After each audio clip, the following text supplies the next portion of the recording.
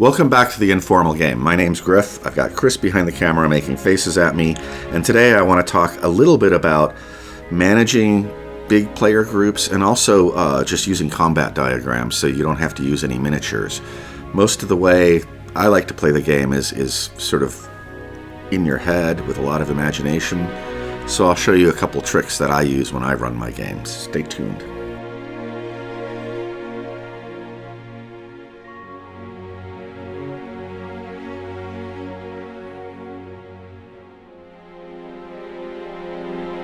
Thanks for watching the show. Let's just get right into it.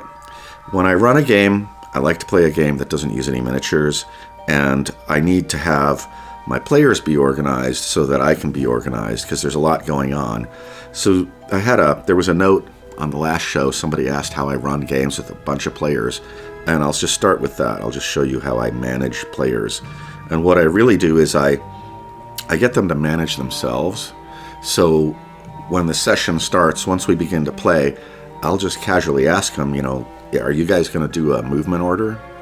And if they're inexperienced and they've never done one, I'll explain how to do it. Or if they just kind of look like they don't want to do it, I'll be like, well, we don't have to have one. I can just roll random dice to determine who's where. And usually that gets them going because they don't want the magic user and the thief up front. They want to have the fighters in the front. And so they'll sit down and do a diagram. Diagrams for players are really easy, and they just help organize everything, and the players are the ones who will manage everything on the player side of things. So as a dungeon master, you don't even have to think about that. I'll just draw one out here and just kind of show you how I do that. The best way is to have a piece of paper and have your players write numbers down the side of the piece of paper.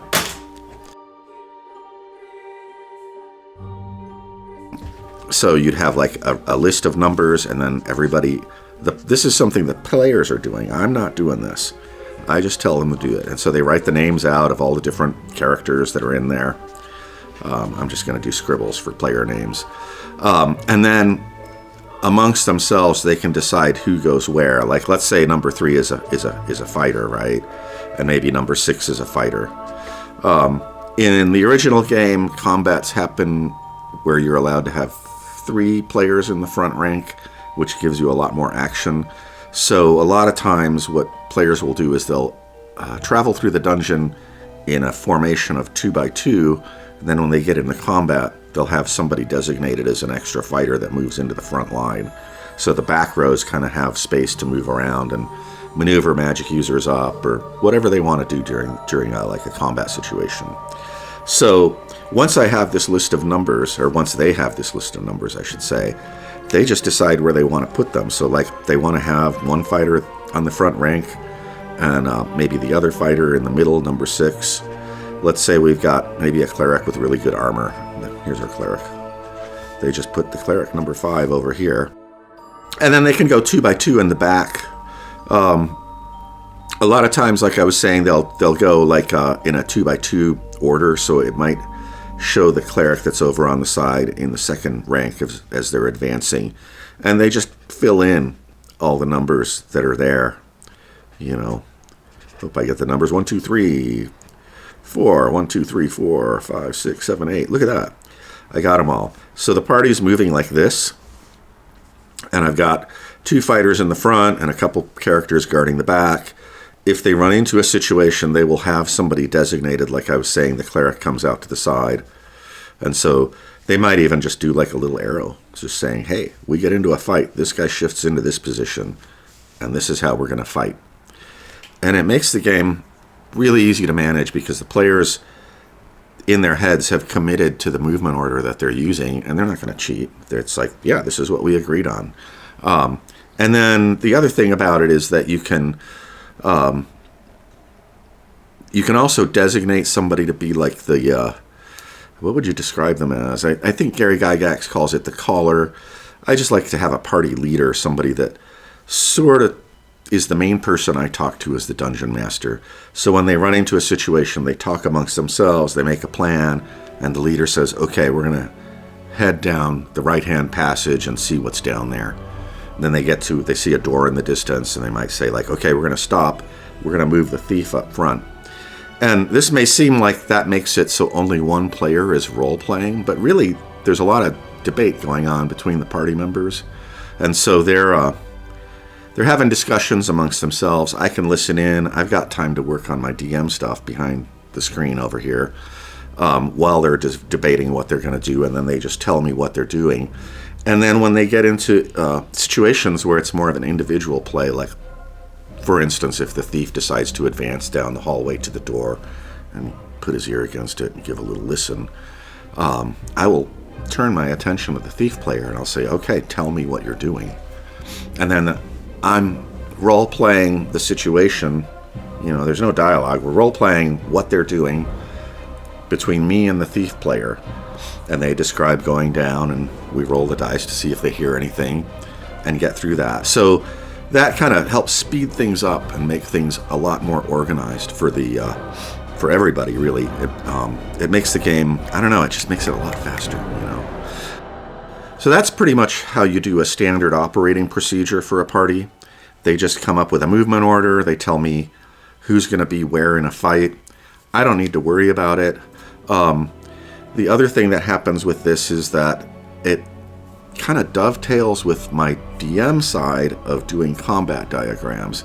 So their movement order, if I take my piece of paper here, which I've drawn their movement order on, and I just turn that around this way, I can see who's in the front rank. So I will just say, like, who's on the left-hand side, who's in the middle, who's on the right-hand side. Of course, it's reversed for me, so I have to get used to saying that to them. And when I do a combat, I do the same thing for my monsters. I write down their hit points in ranks of 3. Last time I think I did skeletons. Well, we'll do some orcs, actually. Orcs are kind of popular. So I got a bunch of orcs here. Here's their hit points. I just write what they have down here. Maybe put the dinky ones in the back. So I can tell that the orc with 3 hit points is going to attack the player that's on this side, which is the cleric, I believe. This middle orc is going to attack the middle, and the other orc is going to attack the other person. So I don't actually have this sheet. I'm just talking to players, and I'm saying, like, who's on the left side? And we just roll dice for a combat. And I mean, it's pretty self-explanatory. I've got a diagram that tells me who's where and who can attack who. The middle orc, the middle player or the middle orc could attack the person to either side if they wanted to. The people on the end could attack the person in front of them or the person kind of diagonally from them. Trying to think what else I'd want to say about that. I mean, you just draw it out. The other thing that you can do is, as players, like, let's say my orcs are able to push into the room past the doorway, and so they can spread out. Well, maybe the next round I'll say, like, well, this orc's going to slide over here, and I just draw a little arrow for the second combat round. And now my players have a flanking situation. So they might be saying, like, well, we're going to have the elf is going to run up and face off with that guy. And I do that every time I need to, every combat round. Like, if say this orc gets killed, I just draw a little arrow to just let myself know that this guy's moving up to the front rank. Whatever you need to do. I'm really into this sort of like fast and sloppy dungeon mastering technique. But the little diagrams really help because I'm not seeing their diagram. Their diagram is for them, and they're managing themselves. But believe it or not, if you do this and make the players do all of their own team management and just communicate their needs to you, and you take care of monster management, I've run groups of up to 14 people. Sometimes I'll have like 20 characters in the party, if you include like sentient pet rats and other things like that, or the donkey that can smell out treasure that I often like to give to the party. And it just becomes easy because you've got these diagrams. The other thing to think about when you're doing this is just tactical issues. Like I was saying, you can have, if you look at you have these flanking maneuvers here. What if we have a hallway? I mean, you kind of imagine there's a hallway here, right? It's 10 feet wide. You got 3 monsters if they're normal size. What if I've got 2 ogres there and they've got like maybe 18 hit points and this one's 15 hit points or something like that? those ogres probably, they're big, but they can squeeze in 2 of them side by side to get up the hallway.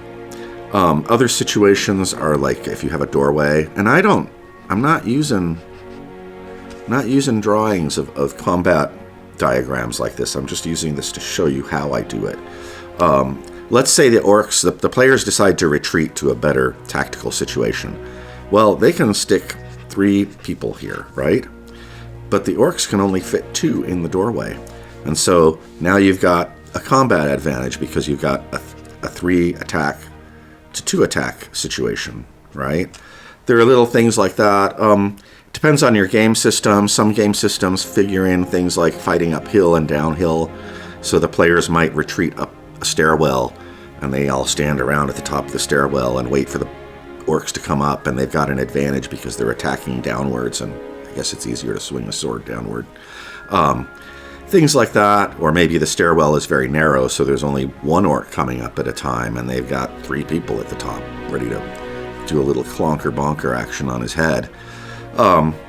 You'll see that even though it's all in your head, you can create tactical advantages by positioning your players so you get a greater number of attacks per round than the monsters do, or like I said, the height advantage of going up a stairwell. If you're playing outdoors, maybe your characters retreat up a hill so their arrows can go a little bit farther, maybe, or maybe a little bit more true because they're shooting down. Things like that. A dungeon master usually comes up with little bonuses, not huge bonuses. You don't want to give them an instant +10, you automatically hit sort of bonus, but maybe like a +2. You're up higher, you get a +2. That gives you a 10% better chance to hit than the guys coming uphill. That's plenty. Over the average of a big party fighting a bunch of monsters, like 10 players, 10 PCs fighting 10 NPCs, that averages out to a huge advantage. The other thing your players can do in combats is, let's say you're in a combat. I'll get back this player diagram here. I guess I should turn it around for you. You're in a combat, and you've got, let's say it's 3, 6, 5 are in the front rank, and you've got 2 is here, 1 is moved up, 7 and 8, and 4 is somewhere back here lurking in the back. Let's say one of these characters, like the one with number 3, gets hit and injured severely. You don't want to leave him in the front rank. So you can do like a strategic swap and just say like, okay, so-and-so took a lot of hits. He's going to back up and allow this player, number 1, to take his place. So now we got 3 is in the back rank and number 1 is up here. So that's a way to like preserve characters that are injured. You can do these tactical maneuvers. I don't know if that's realistic, but I like to do that because it makes for the management. The players are managing their characters and they get to do things to keep their characters from just getting killed, because there's nothing worse than having somebody just dangling out there waiting to get like a killing blow. That's pretty much it, I hope that makes sense. I hope I was really clear. These diagrams, I feel like these diagrams are kind of self-explanatory. But if you play using this sort of system, I think that it applies to pretty much any RPG you're playing, whether it's a sci-fi game or a gangster game or a fantasy game like D&D or Tunnels and Trolls or anything. Make sure to hit that subscribe button, the like button, and if you have any questions, leave a comment. Both Chris and I check the comments as much as we can, and even if you don't have a question and you say the show is great, we'll get in there and say thank you.